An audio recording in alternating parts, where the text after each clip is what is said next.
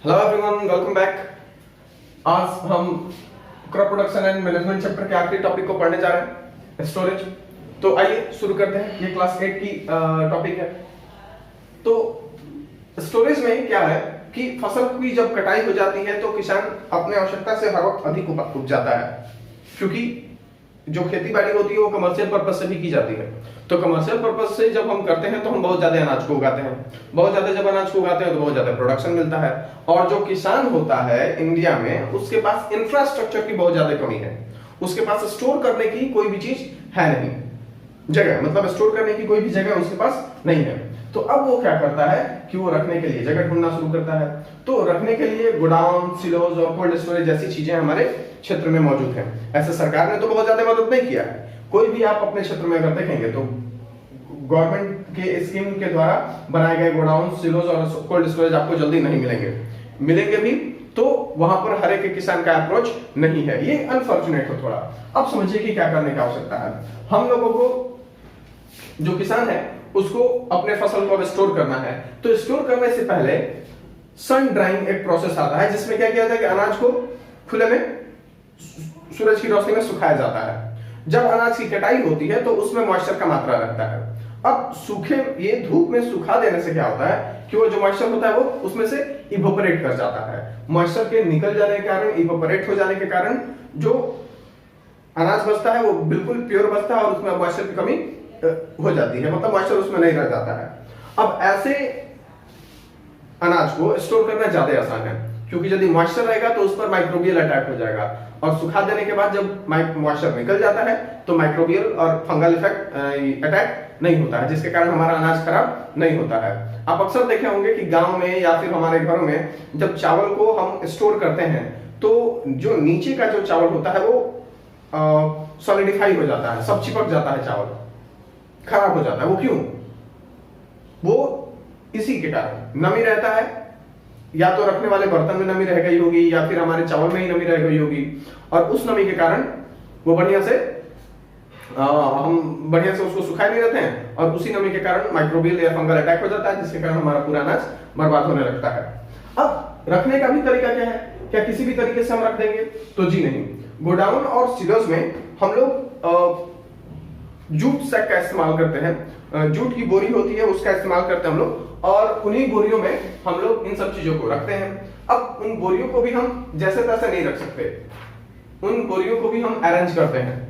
जो गोडाउन होते हैं और जो जगह होती है उसमें हम लोग को क्या करना होता है कि एक लकड़ी की तख्ती होती है और उस पर्टिकुलर एरिया में ही हम लोग को बोरियां कुछ हाइट तक रखनी होती है। ठीक, उसमें भी गैप दिया गया रहता है ताकि हवा को आने जाने का हर जगह रास्ता मिले।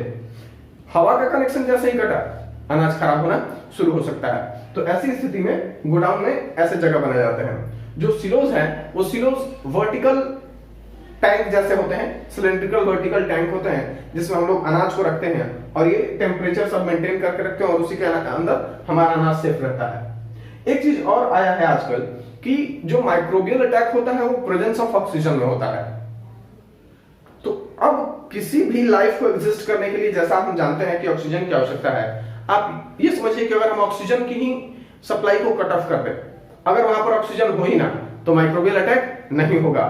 तो जो अब स्टोरेज गोडाउन या फिर सिलोज बनाए जा रहे हैं, सिलोज को ग्रेनरीज भी कहते हैं, जो ये जगह बनाए जा रहे हैं उनको थोड़ा हाईली टेक्निफाइड किया जा रहा है और वहां पर नाइट्रोजन की सप्लाई कर दी जाती है। ऑक्सीजन का कनेक्शन बिल्कुल कट, और केवल क्या दिया जाता है? नाइट्रोजन। जो जहां पर स्टोर किया गया है उस कमरे में केवल नाइट्रोजन भर दिया जाता है। अब इसके कारण क्या होता है? नाइट्रोजन के भर जाने के कारण अब वहां पर ऑक्सीजन खत्म हो जाता है, ऑक्सीजन है ही नहीं और केवल नाइट्रोजन है। तो नाइट्रोजन के प्रेजेंस के कारण सारे जो माइक्रो ऑर्गेनिजम्स हैं वो मर जाते हैं और फिर हमारा जो अनाज है वो लंबे समय तक सेफ रहता है। अब आ जाते हैं कोल्ड स्टोरेज पे। तो कोल्ड स्टोरेज जो है ये जनरली ऐसी चीजों को स्टोर करने के लिए जिनमें मॉइस्चर की कंटेंट बनाए रखने होती है। जैसे प्याज के अंदर पानी होता है, मतलब प्याज का रस होता है। उसके बाद आलू, पोटैटोस के अंदर भी उसका मॉइस्चर होता है।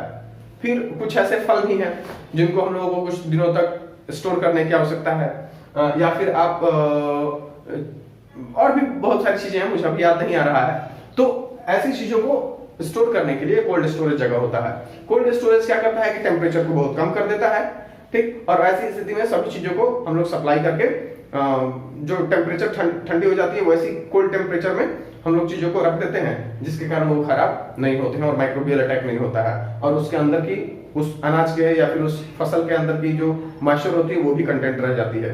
तो इस तरीके से हम अपने अलग अलग अनाजों को स्टोर करते हैं। अब चलते हैं, एक टॉपिक आता है बफर स्टॉक।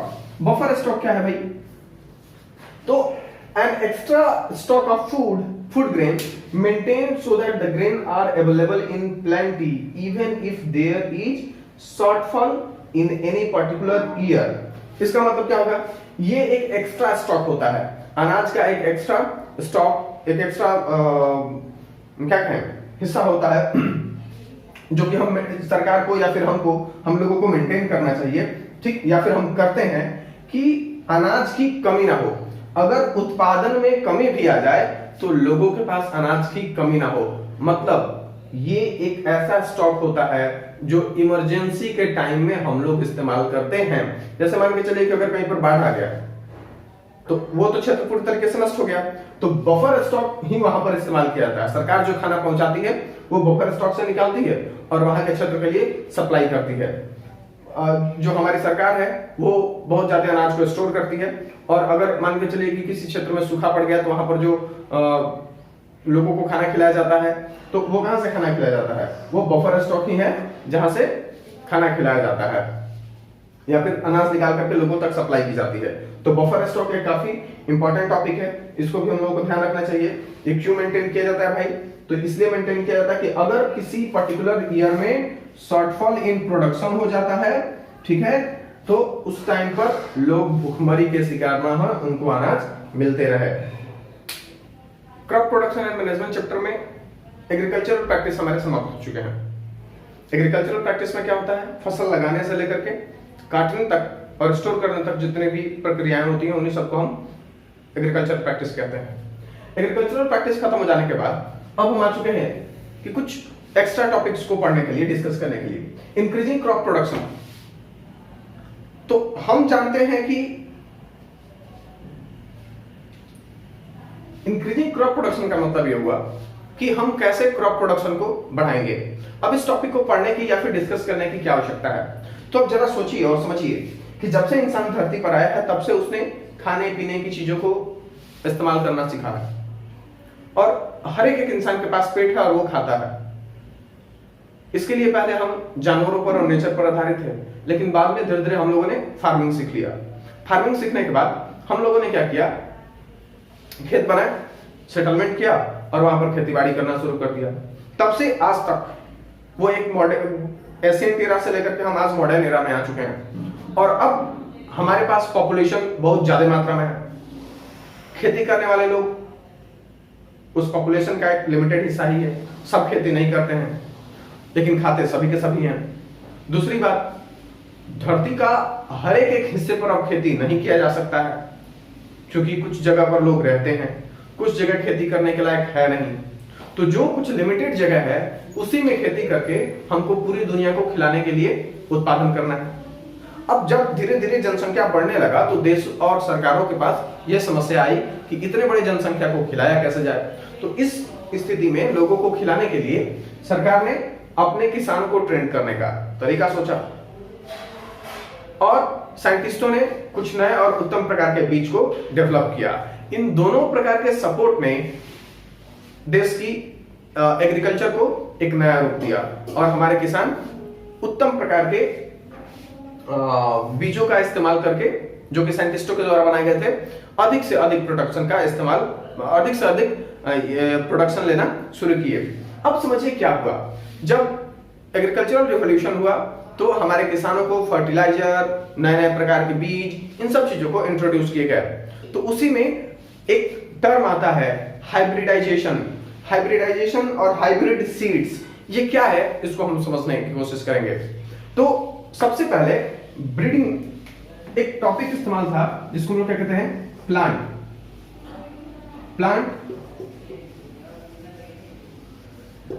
प्लांट ब्रीडिंग जो है ये इस्तेमाल किया गया, और इस तरीके का और इस तकनीक का इस्तेमाल करके नए नए और उत्तम प्रकार के बीज और पौधे बनाएंगे जिनसे अच्छे पैदावार निकले। तो ये जो प्रक्रिया है इसी को ही हम लोग हाइब्रिडाइजेशन कहते हैं। तो ब्रीडिंग का मतलब क्या है? Producing offspring. ठीक है, ब्रीडिंग का मतलब क्या है? Producing offspring. तो अब चलिए समझते हैं हाइब्रिडाइजेशन है क्या।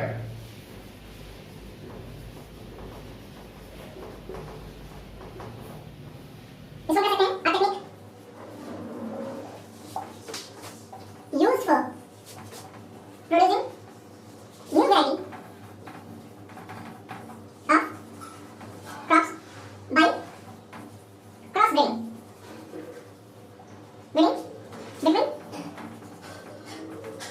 between two different varieties.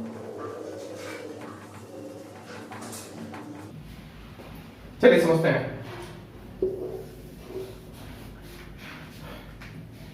Hybridisation क्या है? तो ये एक टेक्निक है जिसके कारण हम एक नए प्रकार का न्यू वैरायटी, एक नए प्रकार के क्रॉप को उत्पन्न करते हैं, नए प्रकार के बीज को उत्पन्न करते हैं, जो कि बनाया गया रहता है क्रॉस ब्रीड करा करके दो अलग अलग बीज का। मैंने आपको बताया था, आपको कहानी याद है या फिर इसी लेसन को पढ़ाते वक्त मैंने इंडियन वीट और मैक्सिकन वीट का क्रॉस ब्रीड आपको समझाया था। हमारे साइंटिस्ट ने किस तरीके से इंडियन वीट और मैक्सिकन वीट को लेकर के क्रॉस कराया था और उसे एक नए प्रकार की वीट बनाई थी। तो ये जो वीट बना था उसमें क्या किया गया था? मैक्सिकन वीट को लिया गया था जो कि काफी छोटी होती थी और काफी उत्पादक होती थी, काफी बढ़िया उत्पाद देती थी, लेकिन वो इंडिया में लग नहीं सकती थी या फिर सर्वाइव नहीं कर पाती थी। तो वहां के वीट को लाया गया। फिर यहाँ वाली जो वीट थी वो यहाँ पर सर्वाइव कर जाती थी, लेकिन काफी लंबी होती थी, क्वालिटी नहीं था, लंबी चौड़ी नहीं, वो उसमें से ज्यादा उत्पाद नहीं निकलता था, न्यूट्रिएंट्स की कमी होती थी। तो दोनों को लेकर के क्रॉस कराया गया। तो मैक्सिकन वीट की प्रॉपर्टी रखी गई और इंडियन वीट की सर्वाइवल कंडीशन उसमें दिया गया कि इंडियन टेम्परेचर और क्लाइमेट में भी ये वीट जो सर्वाइव कर जाए। तो दोनों से मिला जुला करके हम लोगों ने क्या बनाया? एक ऐसा नया वैरायटी बनाया, मैक्सिकन प्लस इंडियन से दोनों से मिला करके एक नया वैरायटी बनाया जो क्या कहलाया? हाइब्रिड कहलाया। ठीक है, तो हाइब्रिड सीड या फिर हाइब्रिड प्लांट क्या होते हैं? तो ये एक ऐसे प्लांट होते हैं जो दो अलग अलग प्रकार की प्रजातियों को मिला करके नई प्रजाति बनाई गई जाती है।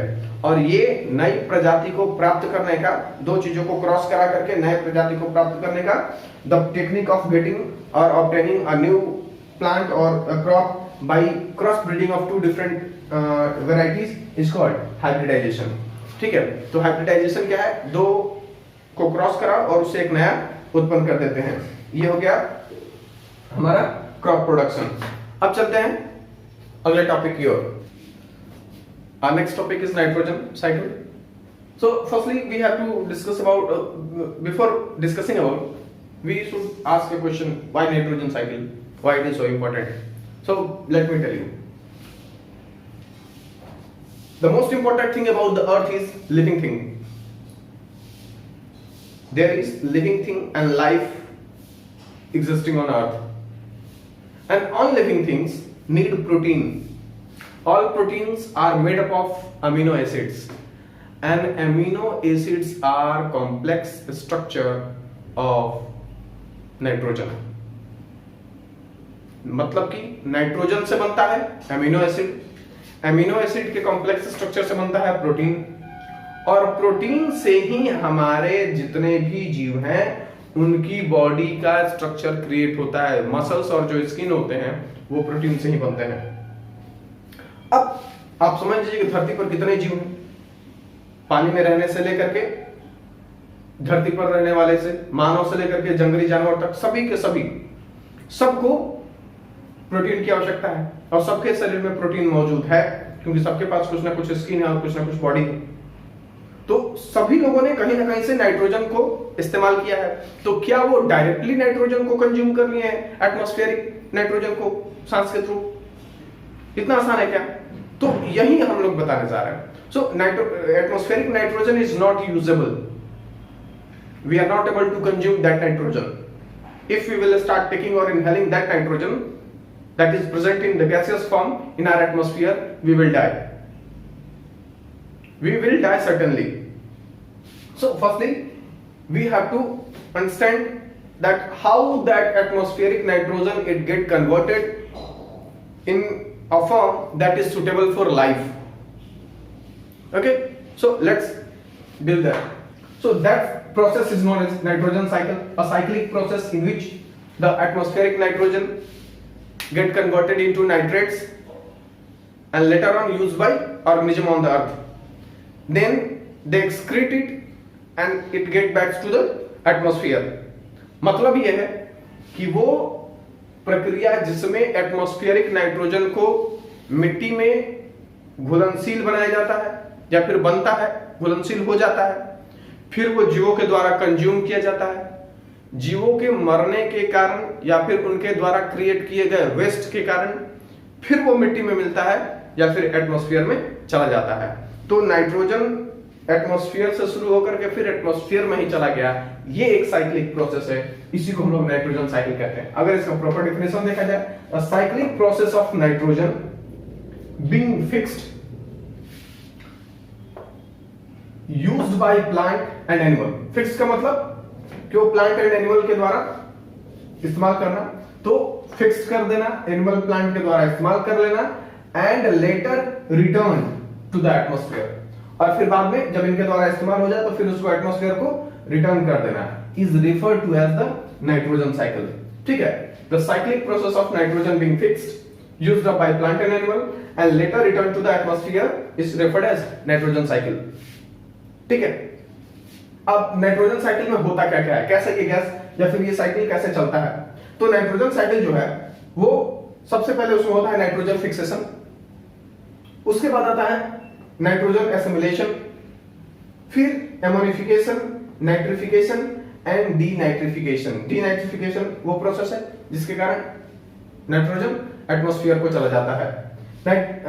तो अब हम लोग स्टेप बाय स्टेप पढ़ने जा रहे हैं। सबसे पहले हम लोग पढ़ेंगे नाइट्रोजन फिक्सेशन।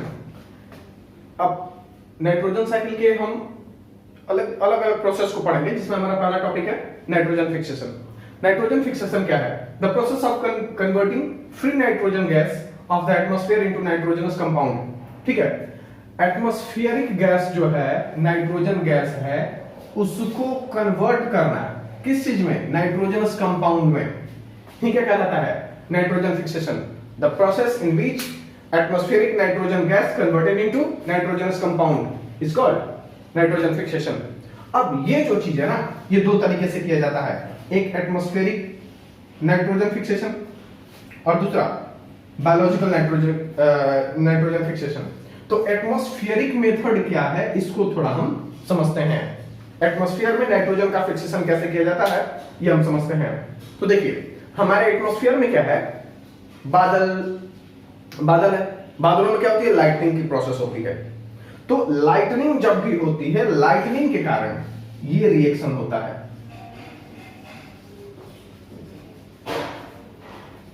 लाइटनिंग के कारण ये रिएक्शन होता है। लाइटनिंग के कारण नाइट्रोजन और ऑक्सीजन एक दूसरे से रिएक्ट करते हैं और नाइट्रोजनस ऑक्साइड बना देते हैं। ठीक है, ऑक्साइड बनाने के बाद ये जो ऑक्साइड होता है वो वाटर में सॉल्युबल होता है। यही ऑक्साइड वाटर में मतलब डिसॉल्व होने के बाद क्या बना देता है? नाइट्रिक एसिड बनाता है। ठीक है, ये आपको नाइट्रिक एसिड,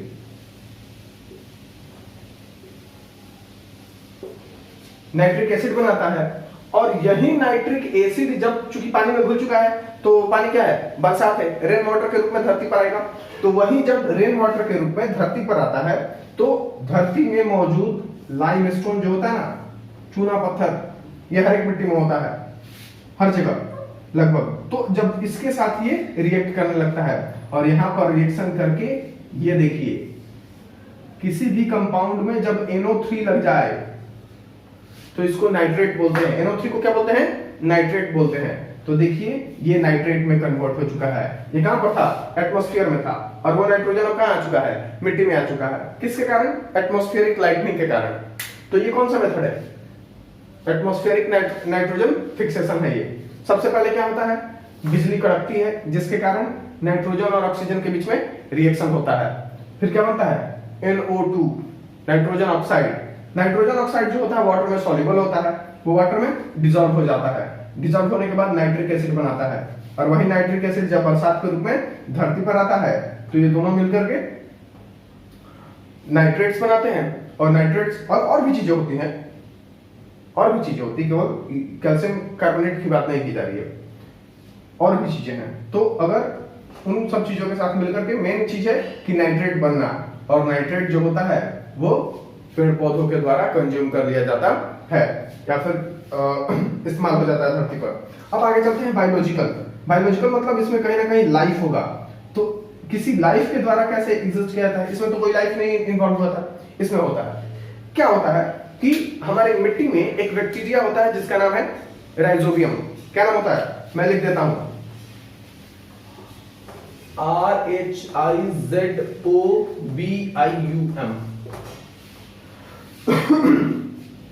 राइजोबियम नामक बैक्टीरिया होता है, ये मिट्टी में होता है, ठीक है। और इसके पास कैपेसिटी होती है कि ये एटमॉस्फेरिक नाइट्रोजन को सीधे फिक्स कर दे। अब ये जो बैक्टीरिया है कुछ प्लांट के रूट्स में पाया जाता है, रूट्स नोड्यूल्स में। उन पौधों को हम लोग कहते हैं लेगुमिनस प्लांट। ऐसे प्लांट जिनके रूट में गांठ हो, आप अपने स्क्रीन पर देखें तो जिन पौधों के रूट्स में, जड़ों में गांठ हो, उन पौधों को हम लोग लेगुमिनस प्लांट कहते हैं। और उसमें मौजूद कौन होता है, राइजोबियम नामक बैक्टीरिया। ये बैक्टीरिया क्या करता है, एटमॉस्फेरिक नाइट्रोजन को कन्वर्ट कर देता है, किस चीज में, नाइट्रेट्स में। और वो नाइट्रेट्स कहां आ जाते हैं, फिर मिट्टी में और पौधे में, लेगुमिन्स में। अब ये लेगुमिनस प्लांट के तो एग्जांपल अगर हम देखें तो बीन्स हैं, पी है, जितने भी और पल्सेस वाले जो पौधे हैं, जितने भी दलहन हैं, ये सभी के सभी बहुत ही बेहतरीन लेगुमिन प्लांट है। इनके जड़ों में लेगुमिन होता है और ये पौधे नाइट्रोजन फिक्सेशन के बहुत ज्यादा काम आते हैं। तो हमारा नाइट्रोजन साइकिल का पहला जो टॉपिक है नाइट्रोजन फिक्सेशन, वो कंप्लीट हुआ। दो मेथड से होता है, एक एटमॉस्फेरिक नाइट्रोजन फिक्सेशन और दूसरा नाइट्रोजन बायोलॉजिकल नाइट्रोजन फिक्सेशन। आगे चलते हैं। नाइट्रोजन फिक्सेशन के बाद हमारा जो एटमॉस्फेरिक नाइट्रोजन है वो किसी भी तरीके से मिट्टी में आ चुका है, मतलब कि वो एक गैस इनऑर्गेनिक कंपाउंड में कन्वर्ट हो चुका है। तो उसके बाद आता है हमारा process nitrogen assimilation. Nitrogen assimilation का मतलब होता है the process of conversion of inorganic nitrogen compounds into और ऑर्गेनिक कंपाउंड्स, ठीक है। तो इनऑर्गेनिक नाइट्रोजनस कंपाउंड्स को ऑर्गेनिक नाइट्रोजनस कंपाउंड में कन्वर्ट करने की जो प्रक्रिया होती है उसी को नाइट्रोजन एसिमिलेशन कहते हैं। अब इसमें क्या होता है, जो मिट्टी में नाइट्रोजन, वो नाइट्रेट्स जो घुला था वो पौधे लेते हैं, पौधे बड़े होते हैं, फिर पौधों को कौन खाता है, हर्बीवोर खाते हैं। हर्बीवोर से फिर कौन लेता है उसको, कार्निवोर्स लेते हैं। और इस तरीके से कार्निवोर जब उसको लेता है या फिर जो हर्बीवोर लेता है, उन सब में ये इनऑर्गेनिक नाइट्रोजनस कंपाउंड जो कि मिट्टी में पड़ा हुआ था, अब उनकी बॉडी में जाकर के वो किस फॉर्म में आ जाता है, ऑर्गेनिक कंपाउंड में आ जाता है। तो ये जो प्रोसेस है इनऑर्गेनिक कंपाउंड से, इनऑर्गेनिक नाइट्रोजनस कंपाउंड से नाइट्रोजनस कंपाउंड में कन्वर्ट होने की, इसी को हम लोग कहते हैं नाइट्रोजन एसिमिलेशन। आगे है एमोनिफिकेशन। नाइट्रोजन एसिमिलेशन के बाद जो इनऑर्गेनिक नाइट्रोजन था ऑर्गेनिक में कन्वर्ट हुआ। उसके बाद आता है एमोनिफिकेशन। एमोनिफिकेशन में क्या होता है कि जो पौधे या जीव जंतु हैं उनके अंदर तो प्रोटीन है, तो जब वो मरते हैं उनकी जो डेड बॉडी होती है वो डिकम्पोज कर दी जाती है कुछ बैक्टीरिया और फंगस के कारण, जिनको हम लोग डिकम्पोजर्स कहते हैं। और इनके एक्शन के कारण, डिकम्पोजर्स के एक्शन के कारण जो कॉम्प्लेक्स ऑर्गेनिक कंपाउंड्स जो कि प्रोटीन है, ठीक है, complex organic compounds like protein converted into ammonia, decomposers के मदद से प्रोटीन जो कि ऑर्गेनिजम्स के बॉडी में थी उसको अमोनिया में कन्वर्ट करने की जो प्रक्रिया होती है उसी को हम लोग क्या कहते हैं, एमोनिफिकेशन कहते हैं।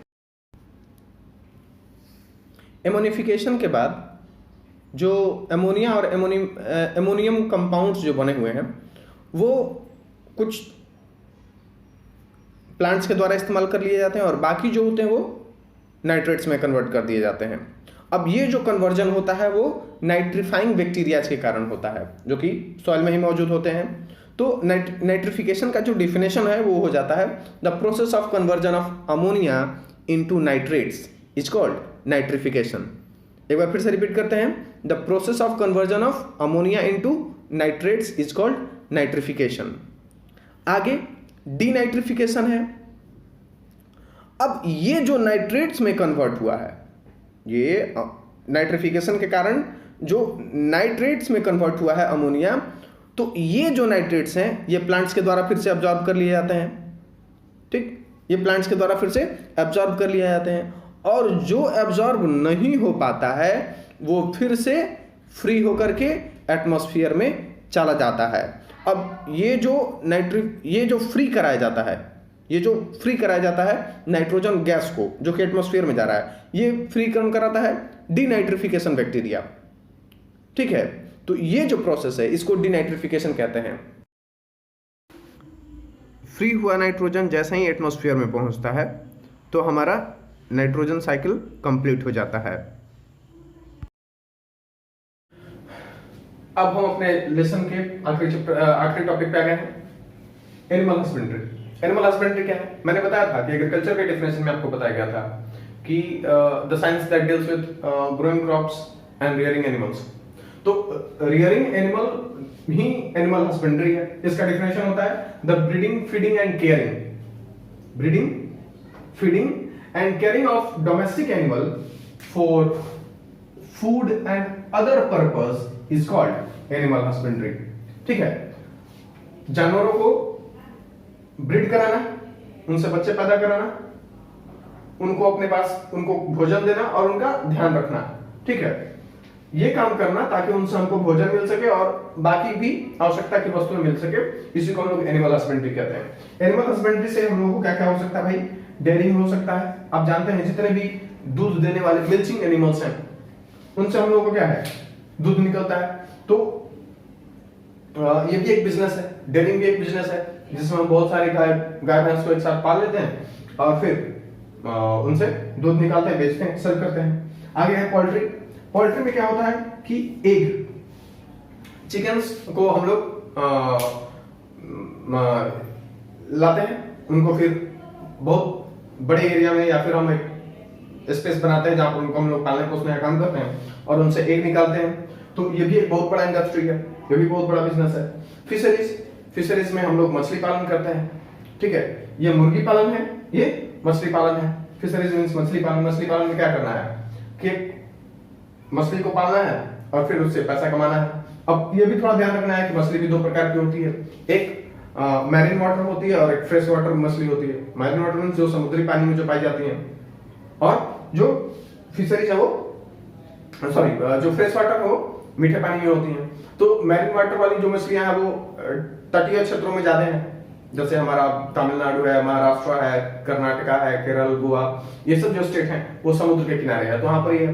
लेकिन वही जो पूर्वी राज्य है, उत्तरी राज्य है, जैसे बिहार है, उत्तर प्रदेश है, दिल्ली है, उन सब जगहों पे ज्यादा फ्रेश वाटर की मछलियां मांग होती है। तो फिशरीज भी एक बहुत बड़ा फील्ड है एनिमल हस्बेंड्री का। और लास्ट है हमारा एपीकल्चर। एपीकल्चर में आप जानते हैं कि मधुमक्खियों से मध निकाला जाता है, उसमें मध, उसके बाद जो हनी बी जो बनाई रहती हैं, बी हाइव जिसमें मध को इकट्ठा करती हैं, वो वैक्स से बनाती हैं। ठीक है, वो वैक्स से बनाती हैं, तो वो भी कॉस्मेटिक वर्ल्ड में बहुत ज्यादा काम आता है। तो एनिमल हस्बेंड्री से भी हम बहुत सारा पैसा कमा सकते हैं, ये भी हम लोगों को करना चाहिए। और इस तरीके से ये हमारा लेसन खत्म होता है। मैं आशा करता हूँ कि आपको ये पार्ट भी अच्छा लगा होगा और आपको इससे जरूर आपको कुछ ना कुछ नॉलेज मिलेगा। लाइक, शेयर और सब्सक्राइब करना बिल्कुल ना भूलें और आप बने रहें। हम जल्द ही अगला लेसन भी लेकर के आपके सामने हाजिर हो रहे हैं। धन्यवाद।